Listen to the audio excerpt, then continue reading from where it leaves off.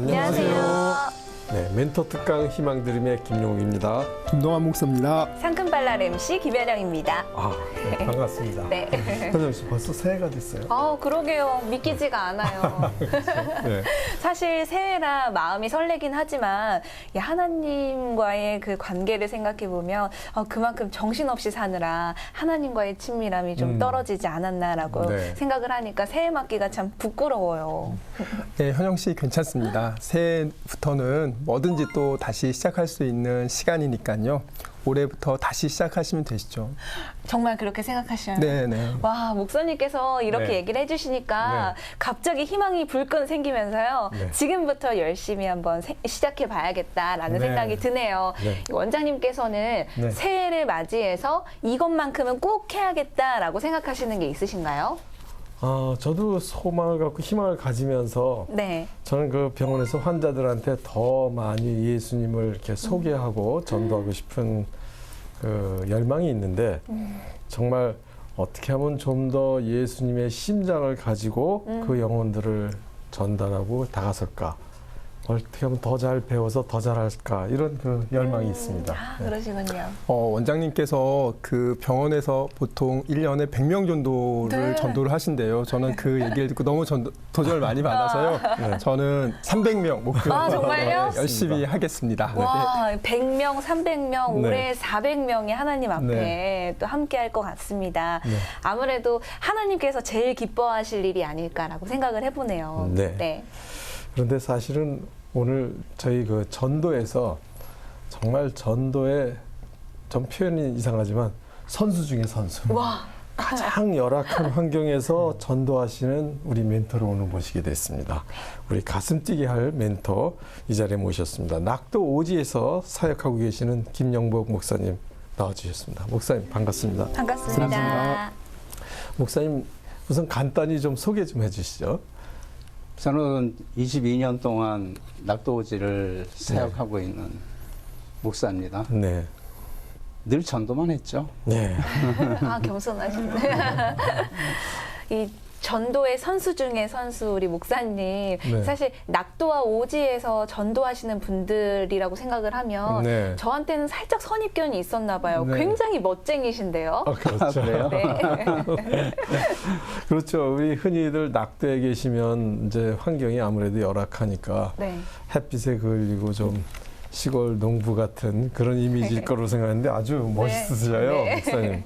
저도 거기 들어가면 네. 그렇게 변합니다. 그러시군요.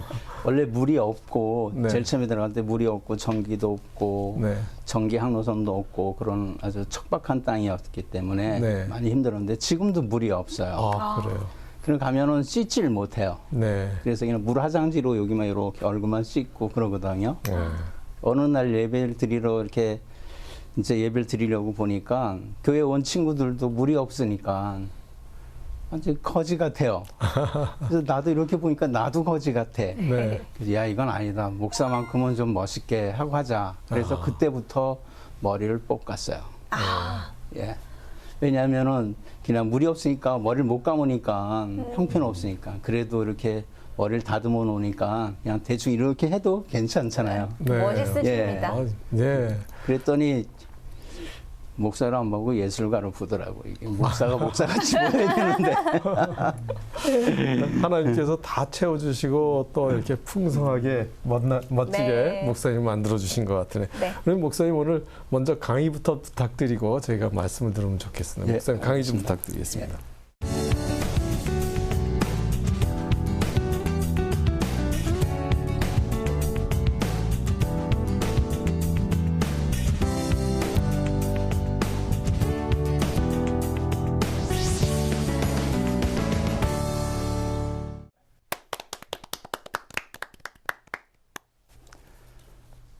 이십이 년 동안 낙도 오지만 선교한 이 낙도 목사입니다. 그래서 낙돌이라고 그래요. 그래서 제가 22년 동안 사역을 하면서 네 교회를 세웠습니다. 이 화면에 나오는 것처럼 바닷가에도 세웠고 그리고 오지에도 이렇게 세웠고요. 그리고 평범한 그러한 농촌 복음이 들어가지 않은 곳에 자존심이 상해서 들어가서 전도해 갖고 세운 교회도 이렇게 있습니다. 교회 그 섬이나 이런 데 교회 세우기가 무척 힘들죠. 그죠? 제가 쉽게 그냥 표현을 해요. 사람들이 물어보면 하늘의 별 따기라고.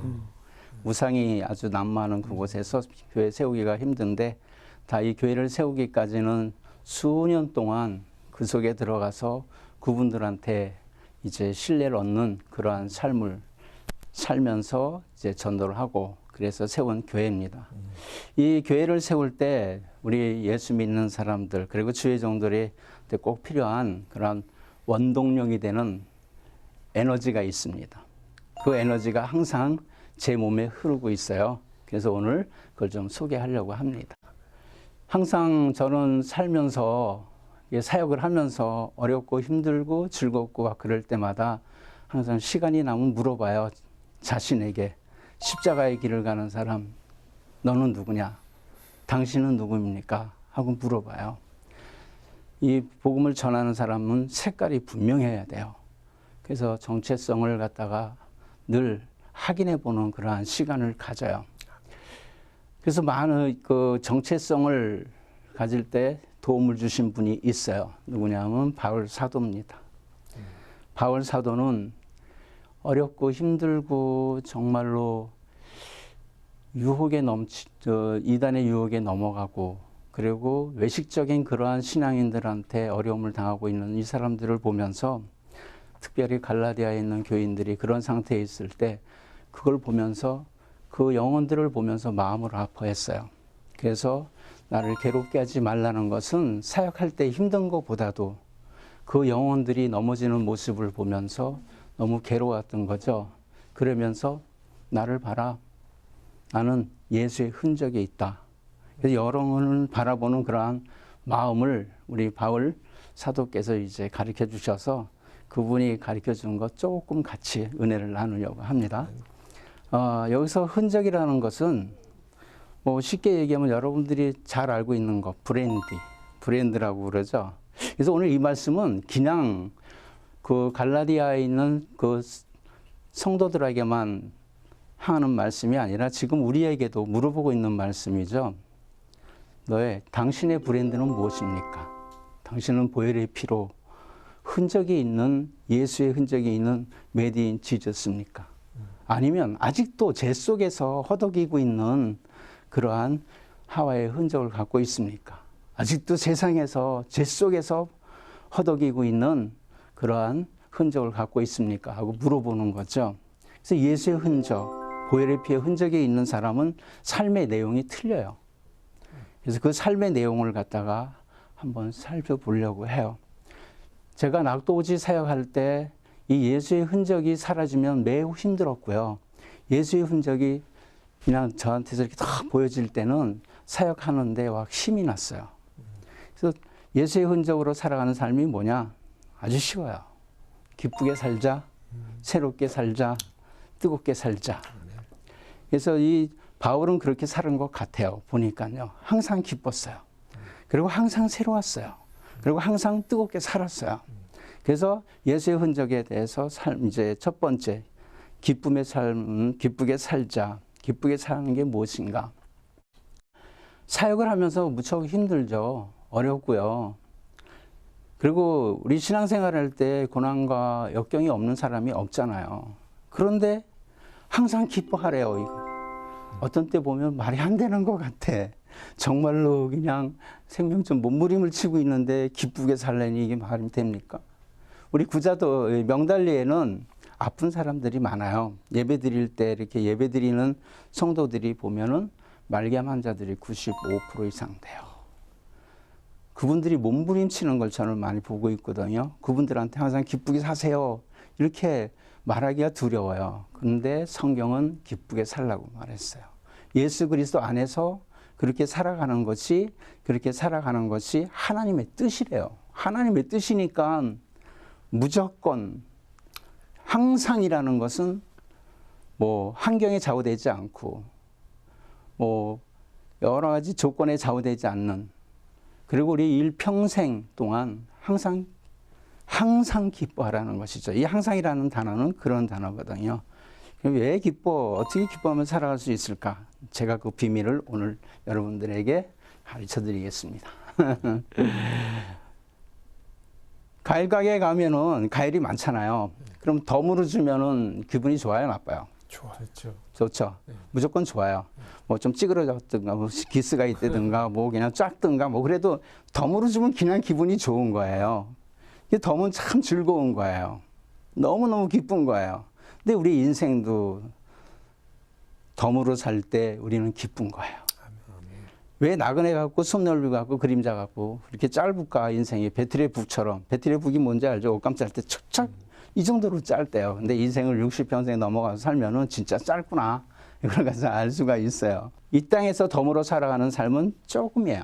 짧아요. 근데 하나님 나라에 가면 영원하잖아요. 그래서 우리는 인생은 나그네 같다고 이렇게 말씀하고 있죠. 덤으로 살아가는 인생은 기쁘죠. 왜 우리가 덤으로 살아가는 걸까요? 우리는 죄로 인해서 죽었던 사람이에요. 죽었던 사람. 기도할 때 죽을 수밖에 없었던 이거 안에 틀린 거예요. 우린 죽었던 사람이에요. 죽었던 사람인데 예수님 때문에 덤으로 살아가는 거예요. 그러니까 내가 예수님을 만난 이후의 삶은 덤으로 살아가는 삶이에요. 덤으로 살아가는 삶이죠. 그분은 우리를 덤으로 살아가게 해주기 위해서 심한 통곡과 눈물과 강과 손을 울렸어요. 그래서 덤으로 살아가는 거죠. 그래서 우리는 앞으로 인생, 예수님을 만나서 다음 살아가는 인생은 덤으로 살아가는 인생이기 때문에 나를 위해서 살아가는 것이 아니고 그분을 위해서 살아가는 거죠. 그래서 삶의 우선순위가 있는 거죠. 먼저 그의 나라와 의를 구하라. 그럴 때 하나님께서는 더하시리라. 덤으로 주시리라 그랬잖아요. 먼저 살아가라는 것은 뭐냐면은 어렵게 생각할 거 없어요. 나의 최선을 최고의 하나님께 드리는 삶이에요. 이럴 때 하나님은 우리에게 덤으로 뭔가를 많이 주셔요. 그래서 이렇게 덤으로 살아가는 삶이 이런 거구나 해서 성경에서 이 아주 모범적 그러한 샘플로 살아가신 분이 있어요. 누구냐면 솔로몬 왕이죠. 솔로몬 왕이 기도를 했어요. 하나님 앞에 막 기도를 하니까 하나님이 오셨어요. 무엇을 줄까? 그랬을 때 솔로몬은 오래 살길 구하지 않았어요. 그리고 등 뜨시고 배부르고 잘 살길 구하지도 않았어요. 그리고 어릴 때 왕이 됐으니까 미워하는 사람이 많잖아요. 저 원수 좀 어떻게 해결해 주세요. 이것도 안 했어요. 뭘 했냐면 제일 먼저 당신께서 나한테 맡겨준 그 백성들을 어떻게 지혜롭게 잘 이끌어갈 수 있을까? 하나님 지혜를 주세요. 그러니까 하나님께서 되게 마음에 들었어요. 그래서 주의 마음에 든지라 그런 거죠. 그러고 나서 뭘 했냐면 네가 구하지 않은 부와 영광도 덤도 너한테 주리라. 그래서 솔로몬은 이 덤으로 받은 축복을 가지고 정말로 먼저 하나님 나라의 의를 구하는 삶이 기쁜 건가? 이 세상에서는 더 기쁜 게 있는 것 같은데 한번 찾아보자. 그래서 그 솔로몬 왕은 하나님이 주신 많은 재물을 가지고 어떻게 살아가는 것이 즐거운 삶인가? 하나님의 의를 위해서 살아가는 그 외에도 기쁨이 있을 텐데 한번 찾아봐야 되겠다 해서 그 많은 재물을 가지고 무엇이든지 다 해봤어요. 내 눈이 원하는 거 다 해봤어요. 다 해봤어요.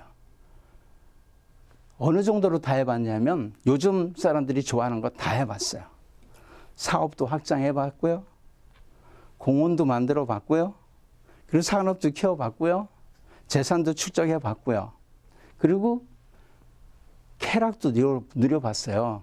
솔로몬은 첩이 많아요. 350명이잖아요. 대단한 쾌락을 누렸잖아요. 그런데 이게 기쁨인지 알았는데 아니다. 이게 기쁨이 아니다. 내가 해보고 다 해봤더니 이것은 다 헛된 것이었고 하나님을 경외할 때 누리는 기쁨이 최고였다. 그래서 사람의 본분은 하나님을 경외하는 것이다. 이렇게 말씀하고 있는 것을 볼 수가 있어요. 그래서 성경은 증거하고 있어요. 기쁘게 살아가는 것은 최선을 다해 최고의 하나님 앞에 드리는 건데 솔로몬의 모든 영광, 하나님 주신 것 다 해도 드레핀 백합 하나보다도 못하다. 하나님의 기운이, 하나님의 역사는 그 속에 들어가 있지 않으면 아무 별 볼 일 없다는 거죠. 그래서 기쁘게 사는 것은 하나님 나라의 영광을 위해서 나의 최선을 다해서 최고의 하나님 앞에 드릴 때 기쁘게 살아가는 거죠.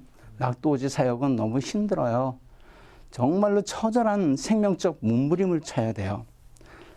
근데 기쁨이 나오겠냐고요. 그런데 하나님 앞에 최선을 다할 때 놀라운 기쁨을 선물로 받아요. 그래서 첫 번째는 기쁨에 사는 그 삶이 내 안에 아예 틀을 잡고 있다는 거죠. 그 다음에 두 번째로는 새롭게 사는 거예요. 새롭게 사는 것. 예수의 흔적을 갖고 가진 사람은 새롭게 사는 삶인데 바울은 그랬어요. 예수 안에 들어가면 다 새로운 피조물이라고 그랬어요. 헌 것은 없어요. 옛사람은 다 지나갔어요. 새 것이라고 그랬어요. 근데 가만히 있으면 새 것이 되는 게 아니죠. 새 것은 생명적 몸부림을 쳐야 돼요. 그래서 성경은 독수리를 비유해서 내 청춘을 독수리같이 새롭게 해주신다. 이렇게 말씀하고 있어요. 독수리는 생명적 몸부림을 쳐요. 독수리는 70년을 살아요. 70년을 사는데 한 40년 살고 난 다음에 생명적 몸부림을 치지 않으면 그 생애는 거기서 끝나고 말아요. 왜냐하면 40년 동안 썼던 부리도 다 뭉그러지고 발톱도 무뎌지고 깃털도 무거워져서 자기가 동물을 잡아갖고 먹이로 삼기에는 매우 힘들게 되는 거죠. 그래서 40년 산 다음에 그 독수리들은 벼랑에다가 집을 짓잖아요. 그 벼랑에다가 집을 져갖고서 거기서 150일 동안 새롭게 되는 몸부림을 쳐요.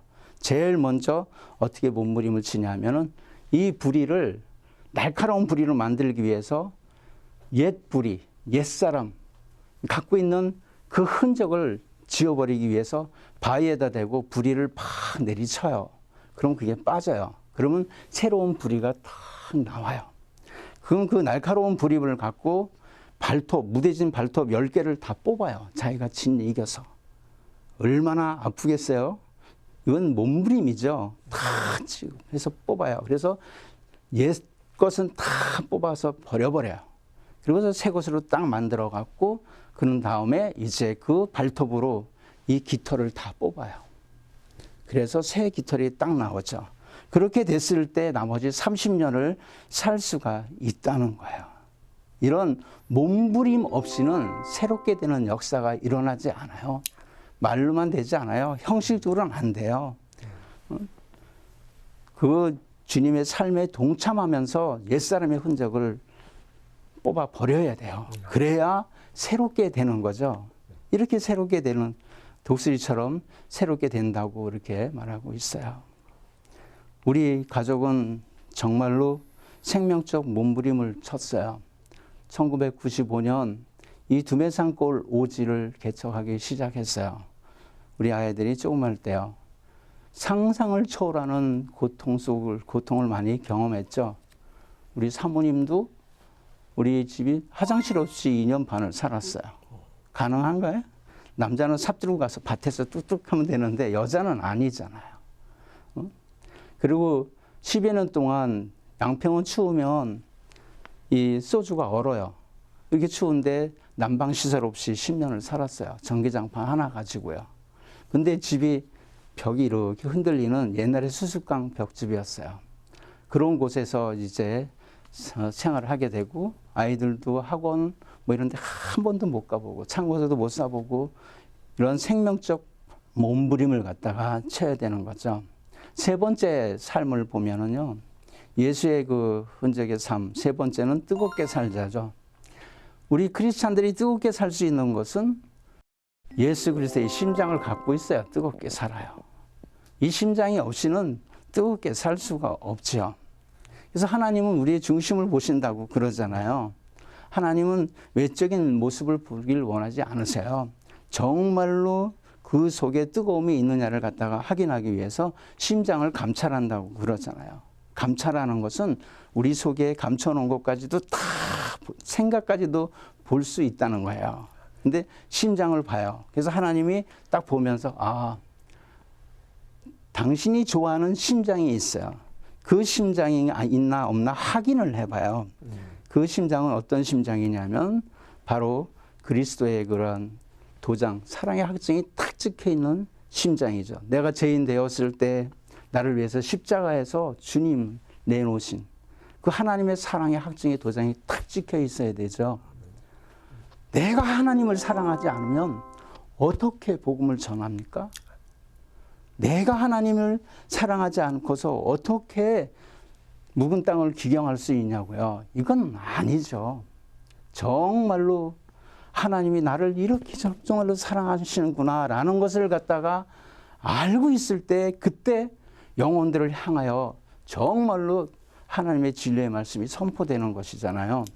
바울은 그랬어요. 빌립보 성도들을 갖다가 이제 사랑을 고백할 때 바울은 그리스도의 심장으로 사랑한다고 고백했어요.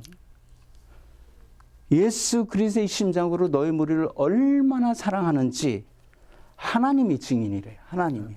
사람이 증인해. 요새는 사람이 증인돼 갖고 막 자기 잘났다고 그러는 사람들 많아요. 그게 아니고 하나님이 증인. 하나님이. 내가 당신들을 사랑하는데 그 그리스도의 심장으로 여러분들을 사랑합니다. 이렇게 사랑하는 거죠.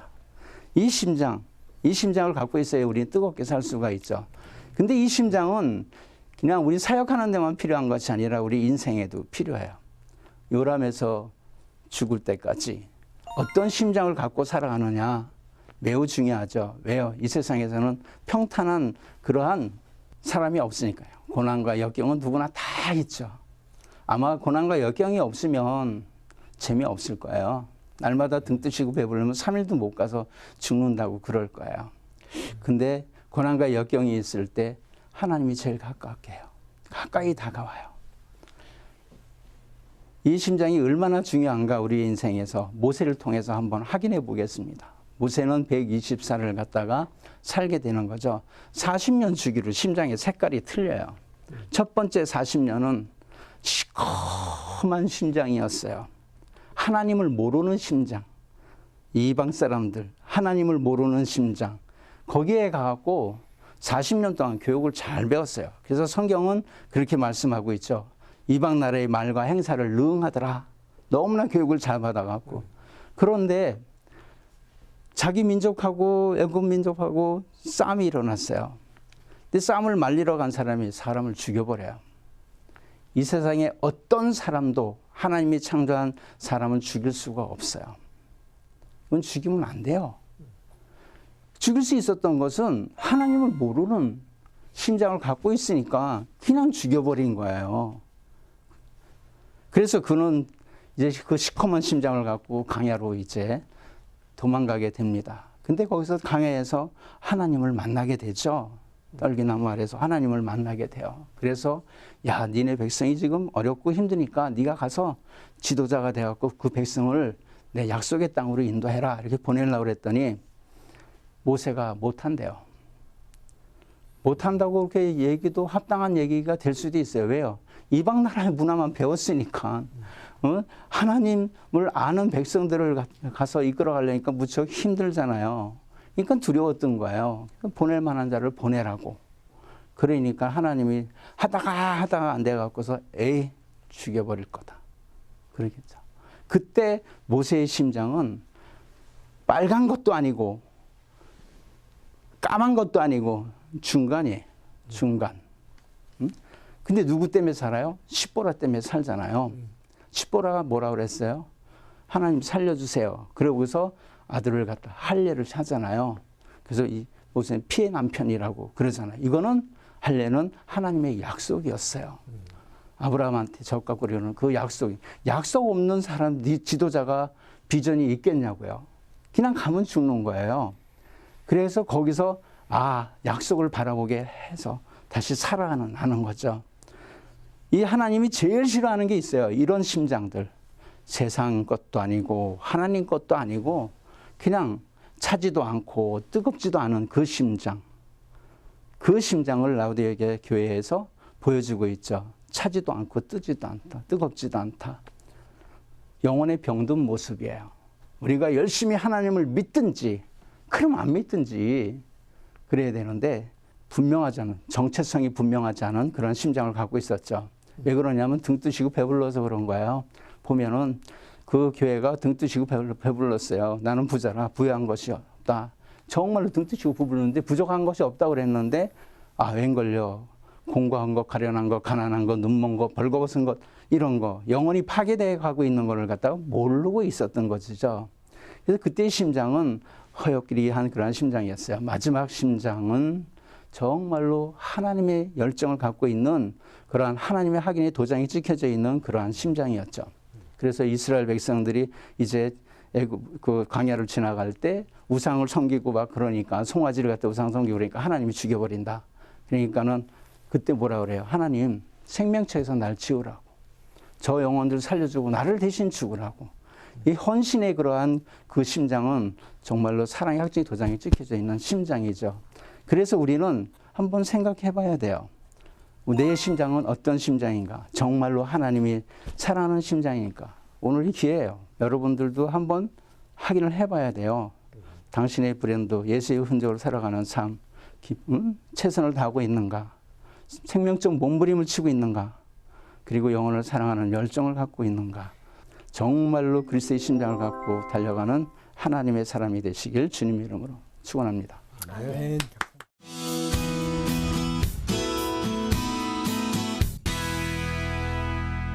네, 목사님 강의 잘 들었습니다. 목사님 그 강의 중에 예수의 흔적을 갖고 예, 생명적 몸부림을 치면서 예, 정말 그리스도의 심정으로 헌신해라 라는 그 요약의 말씀이 참 감동도 되고 도전도 됩니다. 그렇죠. 그게 정말 그 실천한다는 게 정말 쉽지 않았을 텐데요. 목사님 어떻게 해서 그런 사역을 하시게 됐는지 한번 궁금합니다. 제가 제일 되고 싶었던 분들이 누구냐면 원래 장로님이었어요. 네. 훌륭한 장로가 되는 게 꿈이었어요. 네. 근데 하나님께서 이제 방향을 이쪽으로 틀었죠.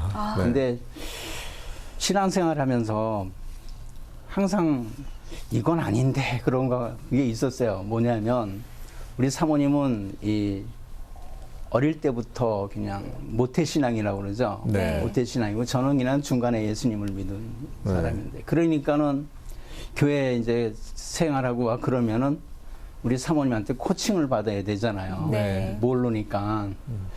근데 코칭을 자꾸만 받다 보니까 이거 아니다. 내가 그래도 명색이 가장인데 믿음에서 또 가장이 돼야지. 왜 우리 사모한테 질질 끌려다니는 신앙인이 돼야 되냐. 이거 아니다. 그래갖고서 그때부터 하나님 믿음에 대해서도 가장이 되게 해주세요 하고 기도를 이렇게 했어요. 네. 하나는 이제 그 직업적인 소명인데 저는 많은 사람들을 상대로 해서 일하고 싶었어요. 그랬더니 그 두 기도를 완벽하게 응답해 주신 게 주의 종이었어요. 그래서 이제 신학교를 가게 되는 거죠. 네. 뭐 그동안 그 사이에 확인을 많이 했어요. 왜냐 장로님이 되고 싶었으니까.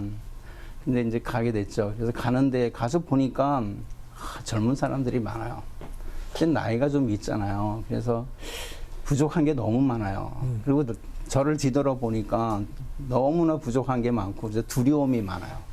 이 두려움을 한 방에 깰 수 있는 거는 그냥 진짜 척박한 땅에 들어가서 하나님의 일을 하는 것밖에 없었을 것 같아요. 그래서 그때부터 이제 낙도오지 사역을 시작하게 되는 거죠. 목사님께서 기도 응답으로 신학도 하고 또 낙도 오지 사역도 이렇게 하시는 거지만 가족들은 그래도 안정적으로 잘 살고 있는데 갑자기 웬 날벼락인가 이렇게 했을 것 같은데요. 오지에서 또 열악한 환경을 그렇게 보고 가족들의 반응은 어땠나요? 가족들의 반응을 한마디로 우리 아들 녀석이 하는 말을 갖다 비유로 들으면 딱 맞아요. 아빠는 돈 벌어야지 지금 공부할 때야? 예, 맞죠. 걔가 이제 벌써 상황이 바뀌니까 네. 어려움이 오니까 그 말을 하는 거거든요. 정말로 힘들었어요. 뭐 쌀 달라고 기도한 적이 너무 많고요. 뭐 없으면 걸어가야 되고 있으면 타고 가야 되고 뭐 모든 것을 다 하나님 앞에 맡기면서 이렇게 하죠. 근데 이제 우리 딸도 어버이날 고등학교 때 수기를 보니까 자살 얘기가 3번이나 나오더라고요. 그리고 우리 사모도 아침에 자고 일어나서 내일은 자면은 안 일어났으면 좋겠다. 이건 죽고 싶다는 거 아니에요. 이렇게 이제 가족들의 많은 이제 고통도 이렇게 주고 그러는데 그 가족들, 그 어렵고 힘든 그 가족들 가운데서도 성령의 뜨거운 역사가 일어나는 거예요. 그래서 그렇게 힘들게 살아왔지만 우리 사모님도 한 번은 이제 저한테 와서 큰 절을 하고 당신은 정말로 훌륭한 목사입니다. 딸은 아빠를 신뢰해서 죽고 싶은 마음이 있었지만 성령의 역사로 다시 회복하면서 아빠는 정말로 훌륭한 목사입니다. 그래갖고서 딸 결혼할 때 제가 줄에 섰어요. 훌륭한 목사로 초병을 받아서요. 아들도 이제 우리 아이들은 뭐 이렇게 그 학원도 못 가보고 한 번도 이렇게 참고서도 못 사봤지만 하나님이 이리 굴리고 저리 굴려갖고서 우리 목사님 나온 대학원에서 졸업을 했어요. 그래갖고 지금 연구사로 일하고 있는데 그 친구도 졸업 논문 쓸 때 그 뒤에다가 아빠 엄마처럼 훌륭한 사람이 되겠습니다. 존경한다고 그러더라고요. 그러니까 이런 것들이 많은 고난이 있었는데 지금 여기서 풀어놓으면은 눈물바다가 될 거야 아마요. 보통 고난 받은 게 아니죠. 네. 그러셨군요. 그렇습니다. 시간이 많으면 큰 얘기할 텐데. 네. 아유, 그 말이 오지지 사실 너무나 힘들었을 게 참 눈에 선하네요. 그 밤에 가로등불 하나 없고 뭐 산짐승도 다닐 것 같은데 그럴 때 무섭진 않으셨는지 궁금하고요. 가장 전도할 때의 그 오지에서 전도할 때 에피소드가 있다면 뭐가 있었을까요? 우리 사모님이 항상 제 간증을 이제 그 하면은 똑같이 질문을 해요 사람들이. 그러면 성령님이 붙잡아 주셔서 간 거지 내 힘으로 어떻게 가나. 맞아요. 저는 그 명달리 오지 지역을 아침에 가서 저녁 때 1시에 돌아올 때까지 걷는 게 일이었거든요. 그럼 거기 들어가서 복음 전하고 다 전하고 난 다음에 해가 질 때 해발 800m 사는 산을 걸어 넘어가는 거예요. 그 깜깜한 산을 혼자서 가는 거죠. 후라시도 안 켜고 가요. 왜 안 켜고 가냐 하면 후라시를 들고 가다가 이제 상황이 급변하게 돼갖고 후라시를 놓칠 때 그때는 깜깜해갖고 그냥 당할 수밖에 없는 거잖아요. 그래서 후라시를 켜고 가는데 그 대신 상황이 벌어지면 탁 켜는 거예요. 그러면 동물들 놀랬다 탁 도망가고 이제 상황을 수습할 수 있게끔 이게 되기 때문에 이제 그렇게 하고 가죠. 저도 두려움이 있을 때가 있어요. 산 넘어갈 때요. 정말로 무시무시한 데가 있어요. 그러면 두려움은 무조건 무릎을 꿇어요. 그래서 기도해요. 하나님 하고 그러면 또 싹 이제 다시 회복되고 이렇게 가고 그러죠. 더군다나 다리도 아픈데 이제 워카를 갖다가 신었어요. 워카를 꽤 오래 신었어요. 군대 워카를. 다리가 아픈데 여기에 맞는 신발이 없기 때문에 많이 걸어야 되니까. 그래갖고서 이 스포츠 양말을 갖다가 이제 신어요. 두꺼운 거를. 신고서 이렇게 가는데 너무 많이 걷다 보니까 그거 갖고 안 되더라고요. 제일 처음에 저는 그거 갖고 되는 줄 알았어요. 그래서 한 18km 정도 걸었더니 뒤에서 막 아프기 시작하더라고요. 뒤 무릎이. 근데 신발을 벗으면은 못 신을 것 같아요. 그래갖고서 집에 와서 이제 밤 1시에 집에 와서 신발을 풀었더니 물집이 이만하게 졌더라고요. 처음 봤어요. 저도요. 그리고 거기서 이제 피가 나갔고 그 양말을 피가 뚫고 나와서 워카 뒤에 이렇게 딱지가 질 정도로 이렇게 해서 한 적이 있었죠. 그래서 그 다음서부터는 양말 3켤레를 신어요. 그리고서 이제 한 40km, 많이 걸을 땐 40km, 20km, 40km 이렇게 걷게 되죠. 근데 거기 넘어갈 때 보면 제일 처음, 복음을 전할 때 제일 처음 만나는 사람이 있어요. 누구냐면 어렵고 힘들고 그 동네에서 왕따 당하고 이런 사람들, 강팍한 사람들, 이런 사람들을 갖다가 이제 만나게 돼요. 그럼 그 사람을 품어주지 않으면 그 지역은 복음 들어가기가 힘들어요. 냄새나고 정말로 힘들고 어려운 사람을 품어주는 거죠. 근데 명달리 산을 넘어들 때 제일 겁이 나는 게 뭐냐면 사람 만나는 거예요. 1년에 10명도 만나기 힘든 그 산속에 딱 사람이 나타나면 저 사람은 무슨 사연이 있어서 여기 왔지? 그래서 사람이 겁이 나죠. 근데 제가 사역 갈 때 제일 먼저 만났던 사람이 진짜 강팍한 친구예요. 명달리에서 산 4km 산속으로 들어가서 문화 혜택을 전혀 받지 못하고 아버지하고 아들하고 사는 사람인데 정말로 강팍했어요. 태권도도 잘하고 술도 잘 먹고 험한 군대 가고서 교관 뚫기 해서 영장 갖다 제대고 이런 사람인데 이 사람을 딱 만나게 되는 거죠. 그래서 그 사람 때문에 더 험한 데를 넘어다녔어요. 그러고서 이제 그 3년 동안 그 사람하고 예배를 드리는 거예요. 그래서 이제 그 친구가 변화가 되는데 그 예배 드릴 때 피바다가 된 적이 있었어요. 싸움이 나갖고. 그래갖고서 진짜 그때는 진짜 하나님을 의지하지만 진짜 하나님 앞에 부르짖고 그랬어요. 그러셨겠다. 등쳐 얻고 내려올 수도 없고 여기서 피가 나갖고 바켓에 피 받는 것처럼 이렇게 피가 쏟아졌으니까 그래서 전화도 안 되고 아무것도 안 되고 깜깜한 산이고 막 그랬을 때 참 그때 많이 당황스러웠었어요. 네.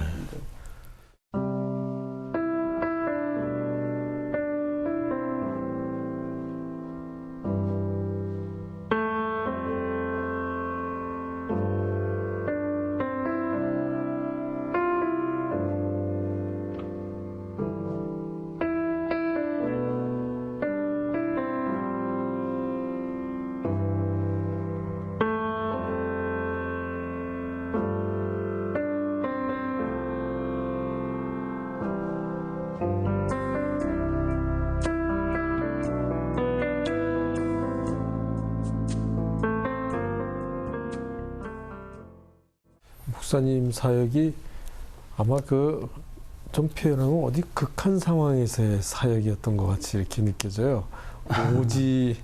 오지 사역에도 힘든데 또 낙도고 그 환경이 이렇게 호의적이지 않은 데서 몸도 불편하신 데도 있음에도 불구하고 한밤중에 가셔야 되고 그 배터리마저 아끼려고 아꼈다가 진짜 극한 상황에서 동물이라도 위협하면 그때 비춰주고 참 상상하기 어려운 일들이 굉장히 많았던 것 같은데요. 섬에서 어떻게 사역을 하셨나요? 어떤 사역을 주로 섬은 하셨나요? 이제 여러 섬을 많이 다녔죠. 많이 다녔는데 서남에 있는 섬을 많이 다녔는데 제가 지금 교회를 세워서 심호하는 그 섬은 구자도예요. 네. 구자도는 10가구밖에 안 돼요. 근데 김 농사를 기업형으로 져요. 그래서 많은 일꾼들이 이제 들어오죠. 근데 일꾼들 중에서 정말로 이렇게 힘든 사람들, 강박한 사람들이 참 많고요. 이제 빚을 져갖고서 빚 갚으러 들어온 사람들이 참 많아요. 그래서 이 사람들을 상대로 해서 이제 목회를 하게 되는데 거기 가면 우리가 얼마나 행복한 줄 알아요. 아침 새벽에 나가서 해 뜨기 전에 나가서 해 질 때 들어와서 일을 하는 그 친구들인데 너무너무 힘든 생활을 하면서 어려운 생활을 하고 그런 사람들이라 그 영혼들을 갖다 좀 보살피기 위해서 그 섬에 가서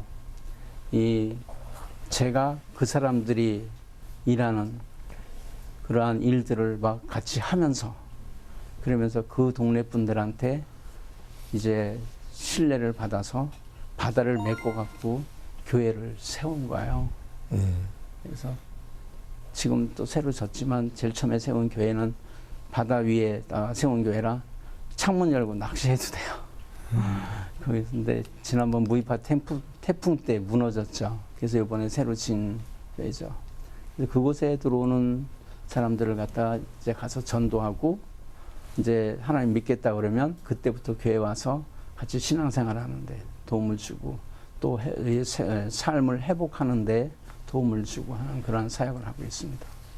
인내심 없이는 정말 할 수 없는 일일 텐데 아까 목사님 그 강팍했던 분을 네. 3년 예. 같이 생활하고 그랬음에도 또 도전받는 일이 생기고 이제 인본주의적으로 생각하면 낙도 시골 이런 무슨 평화롭고 전원 같고 그렇지만 사실 생활이 굉장히 어렵잖아요. 그 네. 어려운 가운데서 전도를 하시면 목사님 나름대로의 또 전도 노하우로 가르쳐 주실 수 있는 게 많을 것 같아요. 목사님의 전도 노하우는 어떤 게 있으실까요? 예, 전도 노하우 같은 게 이제 가르쳐 줄 것도 많이 있는데, 그래서 이제 그 낙도오지 선교 그 단체에 가서 이 복음의 불모지, 붉은 땅을 기경하는 전략적인 걸 갖다가 좀 가르쳐 주고 예. 그러죠. 예. 그리고 이제 팀 사역할 때, 네. 그러한 팀 사역할 때 중요한 것들, 이런 걸 이제 가르쳐 주고, 그런데 제일 중요한 건 그거 같아요. 뭐냐면 무엇을 제일 가르쳐 줘야 되냐면, 선교에도 색깔이 있어요. 헌신을 갖다가 보여주는 열정의 색깔이 있어야 되고요. 행동으로 보여주는 그런 열심의 색깔이 있어야 되고요. 그리고 이제 기질을 보여주는 신뢰의 색깔이 있어야 돼요. 이 색깔이 그 선교의 지역에 가서 변하면은 그 지역은 이 기경하기가 힘들게 되죠. 그래서 이 색깔을 갖다가 변하지 않기 위해서 저도 수없이 노력을 하죠. 그래서 항상 제 그 슬로건이 최선을 다해 최고의 하나님께 이렇게 하거든요. 그래서 이 색깔이 보여지면은 그때 영혼들이 변해져.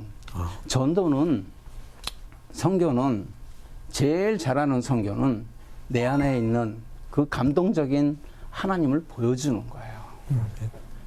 그래서 많은 사람들이, 하나님 모르는 사람들이 그 하나님을 바라보고 감동을 받을 때, 그때 심령에서 변화가 일어나고 그 주님을 만나게 되고 그러는 거죠. 그래서 그런 거에 대해서 중점을 많이 둬요. 그리고 방법은 뭐 얼마든지 여러 가지를 할 수 있기 때문에 중요한 거는 그거죠. 그래서 그러한 거를 22년 동안 하면서 그냥 하나님께서 저한테 주신 그러한 지혜를 같이 젊은이들한테 나눠주고 그러죠. 네. 네. 목사님 지금 그 명달 교회가 새롭게 건축을 하는 중이라고 들었습니다. 그동안 목사님께서 이렇게 사역하시는 걸 이렇게 쭉 얘기해 주신 걸 들어봤을 때 뭐 넉넉한 상황에서 건축하는 것이 아니라고 그렇게 생각이 되는데요. 목사님 지금 가장 필요한 것이 있다면 어떤 것이 가장 필요하신가요? 지금 가장 필요한 거는 이제 명달리에 이제 하나님의 땅에다 컨테이너 예배당 세우기까지 18년을 기도했어요. 그때 하나님이 그거는 해주셨어요. 해줬는데 중요한 거는 숙식할 데가 없어요. 그래서 30km 바깥에서 살아요. 양평편두리에서 방 한 칸 그냥 얻어갖고. 원래 하이교회가 있었는데 네. 하이교회 10년 동안 사역을 잘했습니다. 근데 땅 주인이 바뀌면서 거기서 쫓겨나게 되는 거죠. 그래서 갈 데가 없잖아요. 하이교회 문 닫을 때 우리 사모님이 하는 첫 마디가 뭐냐면 낙도오지 선교 20년에 갈 데가 없네. 그러죠. 진짜 갈 데가 없었어요. 그래서 막 이제 그런 말 할 때마다 저는 지금 여기 있으면 막 들어가고 싶어요. 응? 제대로 살게 해주지도 않으면서 이제는 살 집까지 없으니까 이건 말이 안 되는 거잖아요. 근데 이제 우리 사모님께서 뭐라 하면 전 사모님이라고 그래요. 너무 고생을 많이 시켜서요. 뭐라고 그러지 마세요, 저는. 근데 우리 보고 또 불모지를 기경하려는 모양이다. 갑시다 그러더라고요.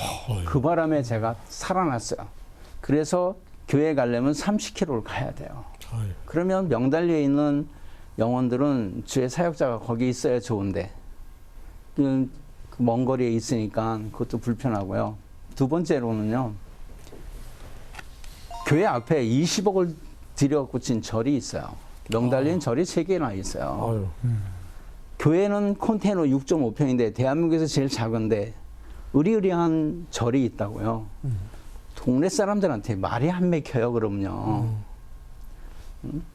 그래서 참 교회를 갖다가 빨리 져야 되겠다. 그래야 되는데 우리 성도들은 다 뭐 두메산고지 성도들은 다 그렇잖아요.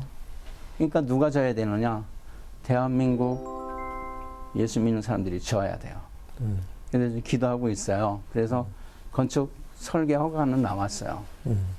그래서 이제 그냥 건물만 달랑 지면 돼요. 크게 짓는 것도 아니고요. 그냥 100평에다가 보전지역이라 20평밖에 못 져요. 20평 조그맣잖아요. 네. 20평으로 밑에 교회, 위에 사택, 그리고 위에 하나는 이제 그 다른 저기를 다용도로 쓸 수 있는 거 해서 3층으로 이렇게 지게 되는 거죠. 그래서 지금 설계는 9월 말에 나왔으니까 봄 되면 공사를 시작해야 돼요. 그래서 기도하고 있어요. 교회를 지을 분들이 나타나길 소원합니다.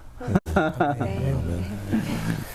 목사님 말씀을 들으면 저는 목사님도 훌륭하시지만 사모님 정말 훌륭하시다고 네, 저는 맞습니다. 진심으로 말씀을 안 드릴 수가 없네요. 그 살림 맞고 그 극한적으로 어려운 상황에서 네. 또 다시 그 사역에 도전을 하시는 사모님이 참 오늘 같이 모셨어도 참 좋았겠다 하는 네, 생각도 들어요. 다음에 기회 되면은 같이요. 네. 네. 오시겠습니다. 오늘 아주 목사님 그 기도 제목대로 잘 응답이 있기를 같이 기도하겠습니다. 오늘 귀한 시간 내주신 김영복 목사님께 진심으로 감사드립니다. 감사합니다. 목사님 지금까지 22년 동안 그 영혼을 구하기 위해서 그리스도의 심장을 품고 지금까지 오지와 낙도를 그렇게 힘들게 사역해 오셨는데요.